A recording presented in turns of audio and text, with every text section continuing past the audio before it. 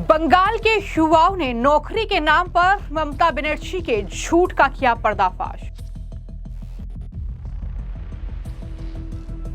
1500 रुपये के लिए लंबी कतारों में घंटों इंतजार कर रहे युवा।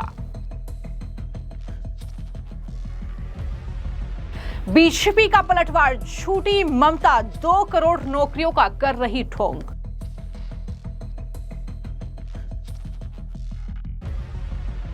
पश्चिम बंगाल में चुनाव आयोग का बड़ा एक्शन। एसआईआर में गड़बड़ी के आरोप में इलेक्शन कमीशन ने 7 अफसरों को किया निलंबित।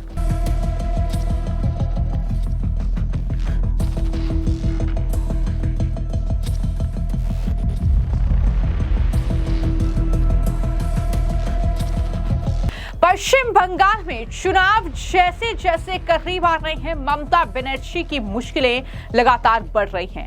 एक तरफ पश्चिम बंगाल के युवाओं ने ममता बनर्जी के खिलाफ मोर्चा खोल दिया है, जहां बांग्लार युवा साथी योजना की जमीनी हकीकत पश्चिम बंगाल के युवा बता रहा है। इस योजना के तहत 1500 रुपये देने का जो वादा ममता बनर्जी ने किया, उसके लिए भी अब युवाओं को संघर्ष करना पड़ रहा है। वो लंबी लंबी कतारों में लगे हैं, नंबर नहीं आ रहा है फॉर्म भरने के लिए, और कुछ युवा ये भी कह रहे हैं कि 1500 रुपये काफी नहीं होंगे।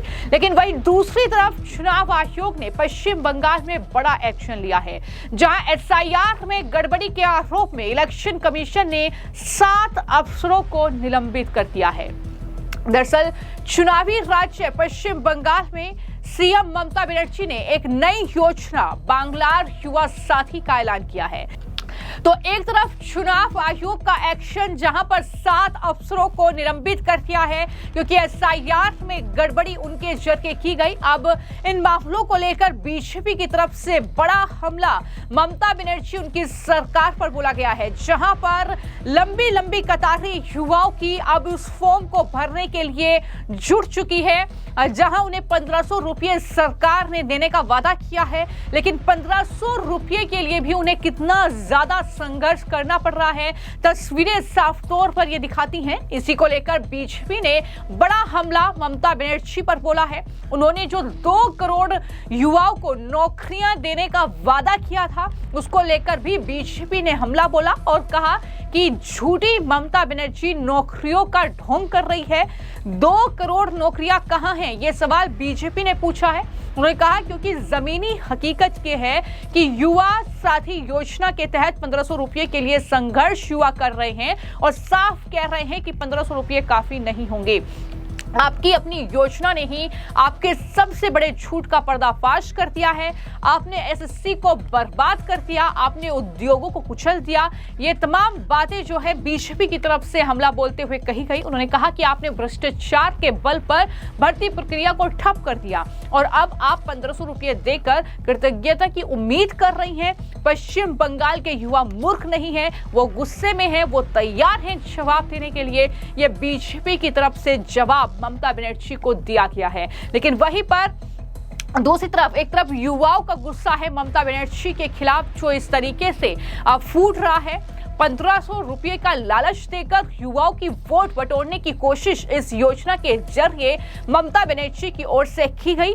लेकिन उसका अंजाम क्या होगा, ये चुनाव नतीजों में देखना होगा कि युवा किस तरफ जाता है। लेकिन वहीं पर केंद्रीय मंत्री सुकांत मजूमदार ने चुनाव आयोग ने जो 7 ब्लॉकों के AERO स्तर के अधिकारियों पर एक्शन लिया है, उन्हें निलंबित करने का आदेश दे दिया है, उसको लेकर दरअसल बयान दिया और ये कहा कि आज प्रौद्योगिकी का युग है, AI इस तरह की धोखाधड़ी का आसानी से पता लगा सकता है। इसलिए मैंने सभी AERO और ERO को निष्पक्ष रूप से काम करने के लिए कहा था, क्योंकि अगर वो TMC के लिए काम करते हैं तो चुनाव आयोग उनके खिलाफ कार्रवाई करेगा और कोई भी उन्हें और उनकी नौकरी को नहीं बचा सकता। ये सुकांत मजूमदार का बयान है, क्या कह रहे हैं वो सुनिए। देखिए, कल इलेक्शन कमीशन ने घाटाल से लेकर शमशेरगंज से लेकर शूती से लेकर ऐसी 7 ब्लॉक के AERO और लोगों के खिलाफ सस्पेंशन का आदेश दिया है।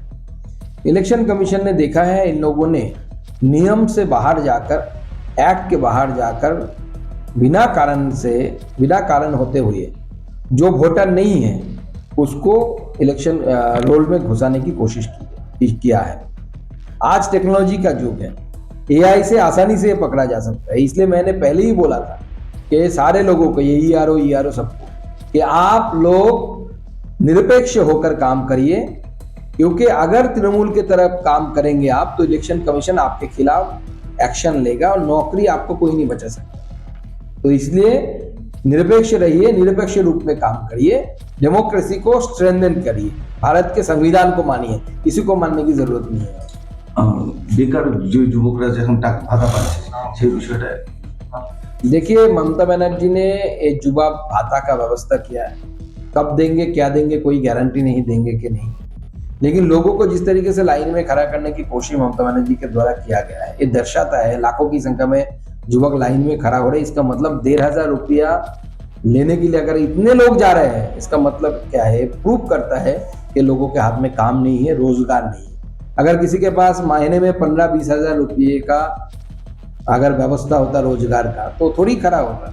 इसलिए मैं लोगों को बोलूंगा, ये पैसा ममता बनर्जी का निजी संपत्ति नहीं है, जनता की टैक्स से पैसा दिया जा रहा है। आप फॉर्म फिलअप करिए, जरूर लीजिए, बीजेपी आएगा तो इसको बढ़ाएगा, लेकिन आपको याद रखना है फॉर्म की लाइन में खड़ा होकर कि मुझे जिसने लाइन में खड़ा किया, जिन लोगों ने, तृणमूल कांग्रेस ने, रोजगार नहीं होने के कारण उन लोगों को आगे आने वाले समय में लाइन में खड़ा कराना है।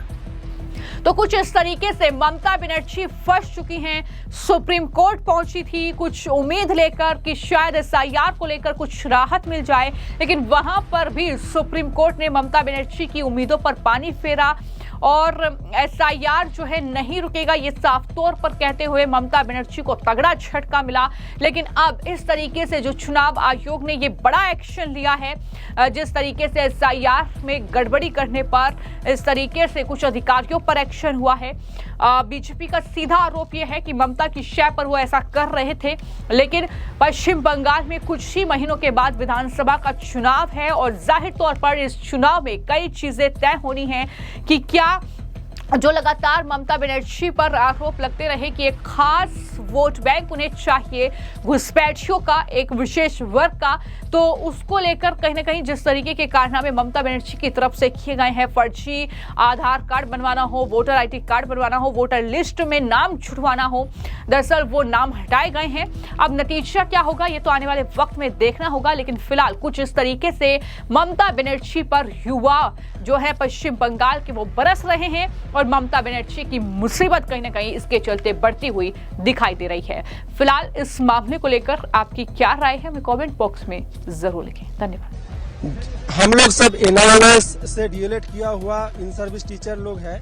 हमारा जो प्रॉब्लम है ये है, एनआईएस से डीएलएड करने के बाद हमने रिक्रूटमेंट प्रोसेस में पार्टिसिपेट किया गवर्नमेंट जॉब में आने के लिए, लेकिन सुप्रीम कोर्ट ने हमको निर्देश दिया, बोर्ड को निर्देश दिया था कि 3 महीने के अंदर जो भी 2022 का नियोग प्रक्रिया रिक्रूटमेंट प्रोसेस में जो भी पेंडिंग थे एनआईएस वाले, उनको 3 महीने के अंदर रिक्रूट किया जाए। लेकिन आज 10 महीना हो गया, फिर भी हम लोगों का कोई रिक्रूटमेंट नहीं हुआ। तो ये हमारा एक मुद्दा था। और दूसरा मुद्दा है 2025 का जो करंट रिक्रूटमेंट प्रोसेस है, इसमें जो एनआईएस से डीएलएड किया हुआ कैंडिडेट है, जो लोग इंटरव्यू देने के लिए आ रहे हैं, उनको इंटरव्यू डिनाई कर दिया जा रहा है, उनको इंटरव्यू में बैठने नहीं दिया जा रहा है, तो उनको इंटरव्यू में अलाउ किया जाए। ये 2 मेन मुद्दा लेके हम लोग आज आए थे और ये विषय में हमारा जो एडिशनल सेक्रेटरी सर है एजुकेशन डिपार्टमेंट के, उनके साथ हमारा वार्तालाप हुआ, हमने उनको डिपुटेशन दिया।